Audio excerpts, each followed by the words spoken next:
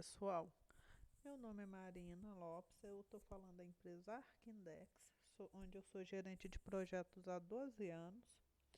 E hoje a gente vai falar como organizar a ficha do funcionário, os documentos no dossiê de funcionário, desde a sua contratação até a sua demissão.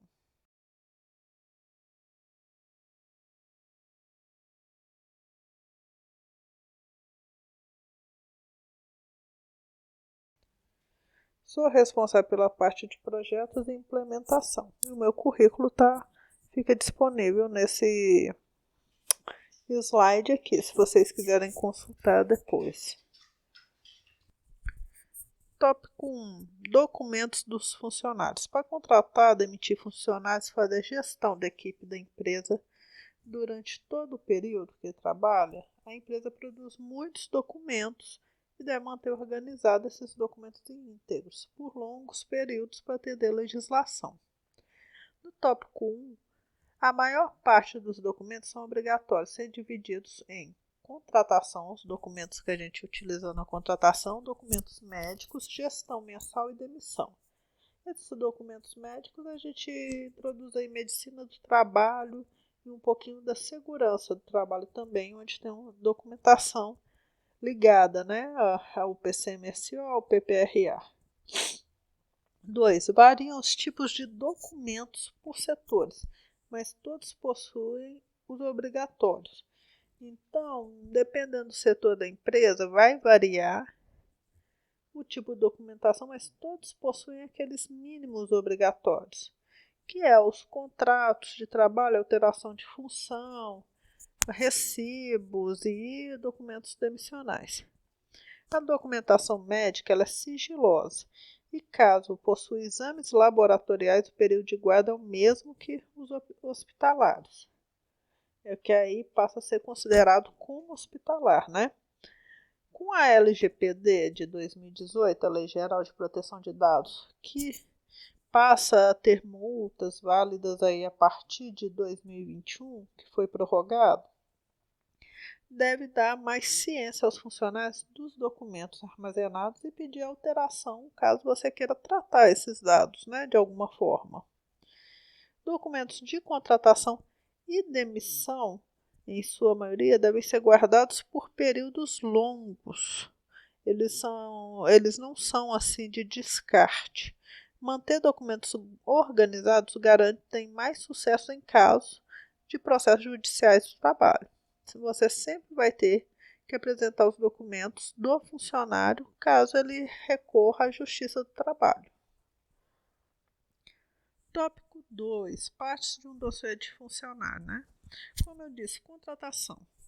Os básicos são ficha de contratação, contrato de experiência, contrato de trabalho, termos de compromisso, como termos de opção de vale-transporte e cópia de documentos de identidade, documentos de filhos, vacinação, escola, entre outros.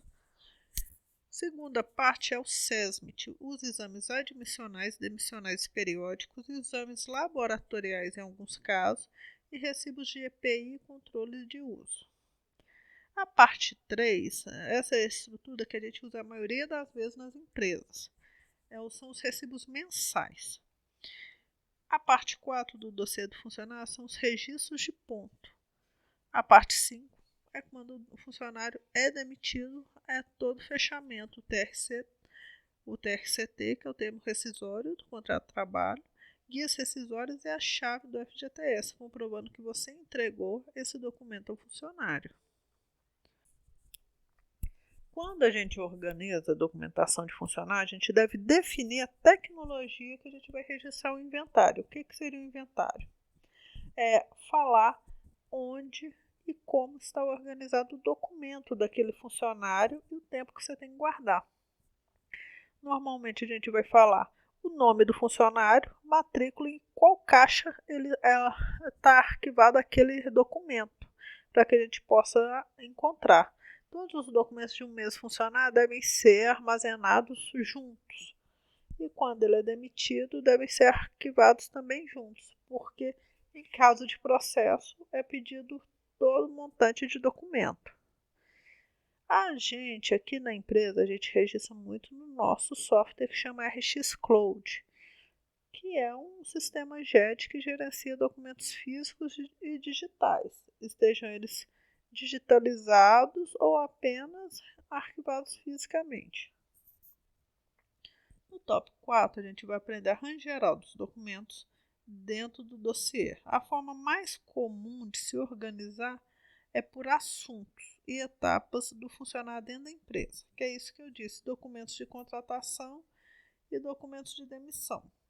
Esses documentos, eles são marcantes e devem ficar todos juntos. Todos os documentos utilizados na contratação do funcionário devem ser armazenados juntos. E todos os documentos da demissão também, incluso verbas rescisórias e homologação. A cópia, aquela cópia que a gente normalmente deixa no financeiro, a gente sempre vai deixar junto no dossiê do funcionário, a que faz parte dela. Porque é muito difícil você buscar no sistema de registro, toda vez que for acionada a justiça, um documento daquele funcionário naquele período específico. Porque se você deixa com recibos depois de 5 anos, a gente já manda para o permanente quando a gente já não descartou. Se você deixa junto com a documentação do funcionário, você já sabe que não pode descartar aquele documento por um período menor.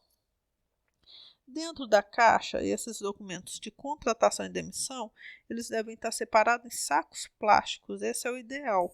Está lá o dossiê do funcionário, que está no envelope, e lá dentro está a parte de contratação e a parte demissional. E destacando esses documentos com uma etiqueta externa. Depois vem o arranjo geral. O contratação e demissão é só manter junto a documentação. Aí vem os seguintes, que são de manutenção do funcionário dentro da empresa, que é o SESMIT, os recibos mensais e os registros de ponto. Cada um desse grupo deve estar separado fisicamente, ou o saco plástico, todos os recibos, todos os registros de pontos e tudo que se diz respeito ao SESMIT. E vai sendo colocado em ordem mensalmente cronológica. Então, o registro de ponto. Todo mês a gente coloca o último ponto na frente, no envelope, para a gente ficar com ele visual, não precisar retirar. Se precisar de uma consulta, ele fica na parte da frente. E os documentos SESMIT, recibos mensais também, sempre na frente, para a gente visualizar que ele foi assinado, que está tudo ok em dia, a gente vê a data, por exemplo, SESMIT do último exame, sempre quando a gente tiver com dúvida, chegou a hora daquele funcionário refazer o exame periódico, a gente vai lá no envelope e puxa o envelope que diz, o saco plástico que diz respeito à parte de SESMIT, e olha lá, o último exame está lá na frente, olha a data. Tempo de guarda dos documentos. Como falado na live anterior, a gente tem que consultar juridicamente as leis que determinam essa guarda. Mas sempre lembrando que é a data da criação do documento e para algumas datas de demissão e para alguns documentos a data de demissão do funcionário. A gente deve consultar. E a parte da demissão do funcionário, a gente tem um tempo de guarda diferente, podendo ou não ser descartado. Para documentos do funcionário, a gente fala o período. Enquanto ele está trabalhando, ele tem 2 anos, né? Ele tem 5 anos para poder fazer qualquer reclamação de dívidas, né? Então, o funcionário foi demitido, a gente conta 5 anos. Por via de regra, o funcionário só pode entrar na justiça em até 2 anos, mas como dívidas financeiras podem correr até por 5 anos, a gente vai usar esse prazo.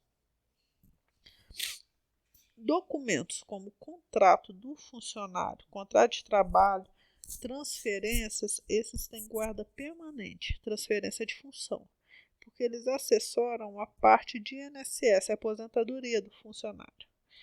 E devem ser mantidos íntegros para essa consulta por parte aí do Ministério do Trabalho.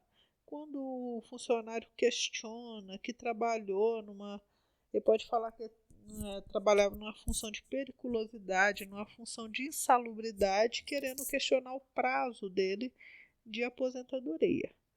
E aí a justiça vai acionar a empresa, que, caso tenha omitido essa questão, vai arcar em partes com isso. Então, a empresa, para se resguardar, deve manter essa documentação guardada. Mês e ano que já pode descartar o documento. É a data a partir da qual já não existe obrigação de guarda legal. Documentos médicos, por exemplo, laboratoriais, o prazo é de 20 anos de guarda. Depois disso, já não tem mais obrigação. Para manter guardado o documento de terceiros, a gente deve consultar a legislação e manter exatamente o que a legislação nos obriga a guardar. Depois disso, só se o terceiro der direito a estender esse prazo de guarda da informação dele. Então é isso, pessoal. Obrigado por participarem de mais uma live. Estaremos disponibilizando as próximas lives em sequência, a organização para cada tipo de documento. Por semana vamos liberar aí de 1 a 2 lives. E para tirar dúvida é só chamar a gente no chat, no WhatsApp ou no e-mail. A gente fica, todos os nossos profissionais estamos à disposição aqui.